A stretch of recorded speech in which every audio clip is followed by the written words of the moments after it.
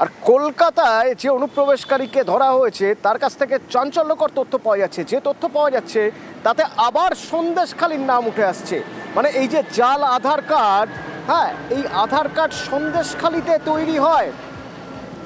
তদন্তকারীরা জেরা করে সেরকমই সূত্র পাচ্ছে। লিঙ্কম্যানরা কোথায় থাকে, কোথা থেকে এই জাল আধার কার্ড হয়, কিভাবে হয় জানবো। অমিত রয়েছে সরাসরি আমার সঙ্গে। অমিত,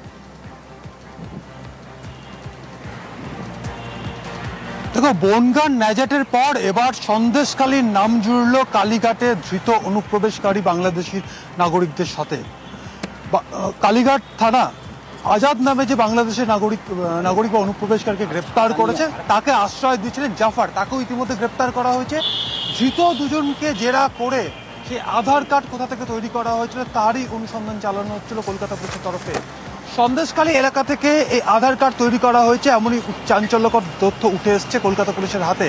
কিন্তু সন্দেশখালীর কোন ব্যক্তি বা কাদের মাধ্যমে আধার কার্ড তৈরি হয়েছে বা কারা এই আধার কার্ড তৈরির চক্র চালাচ্ছে তা জানতে মরিয়া।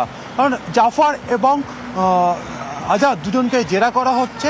জাফর যে দাবি করছে যে একজন ব্রোকার বা মধ্যস্থতাকারীর মাধ্যমে সন্দেশখালীর এক ব্যক্তির সঙ্গে তার পরিচয় হয়, সে ব্যক্তি টাকার বিনিময়ে আধার কার্ড তৈরি করে দিয়েছিলেন।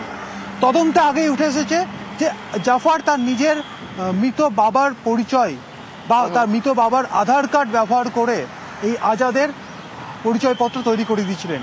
সেক্ষেত্রে সন্দেশখালীর কোন ব্যক্তির মাধ্যমে এই আধার কার্ড তৈরি হয়েছিল, কোথা থেকে আধার কার্ড ইস্যু হয়েছে, সমস্তটা এই মুহূর্তে তদন্তের আওতায় রয়েছে।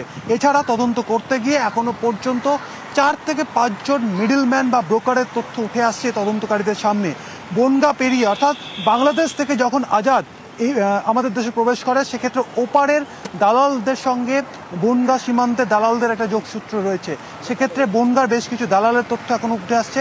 সেই দালাল মারফত এই আজাদ এসে পৌঁছয় ন্যাজাটে, সেখানে আরেক দালাল, এবং সেই দালাল আবার পরিচয় করিয়ে দেয় জাফরের সঙ্গে, এবং জাফর পরবর্তীকালে আরও এক দালালের মারফত সন্দেশখালী এলাকা থেকে এই আজাদের সমস্ত ডকুমেন্টস বিশেষ করে আধার কার্ড তৈরি করায়। সন্দেশখালীর যে ব্যক্তি আধার কার্ড তৈরি করে দিয়েছিলেন তারই সন্ধান চালানো হয়েছে। বড় চক্র কাজ করছে, দীর্ঘদিন ধরে এই চক্র কাজ করছে। এবার ধীরে ধীরে এই চক্রের পর্দা ফাঁস হচ্ছে।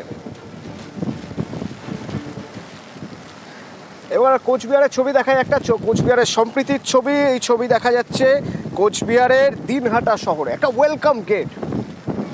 ওয়েলকাম গেট কি রয়েছে এই গেটে, কেমন দেখতে এই গেট? দুর্গার মুখ আঁকা তোরণ, আর তার পাশে হচ্ছে তাজমহলের আদলে সেলফি জোন। জোড়া প্রকল্পের উদ্বোধন উত্তরবঙ্গ উন্নয়ন মন্ত্রী।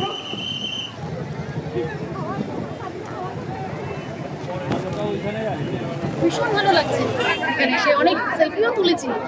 কখনো ভেবেছিলেন স্বাগত গেট হবে, সেলফি পয়েন্ট হবে দিনহাটায়? না, ভাবিনি যে এত তাড়াতাড়ি হচ্ছে আমাদের মাননীয় উদনগু মহাশয় চিন্তাধারা করেছে। যাই হোক, এত তাড়াতাড়ি হয়ে গেল, মানে ভীষণ আনন্দের একটা সংবাদ। আমাদের দিনহাটায় মানে বিশাল একটা গর্বের ব্যাপার।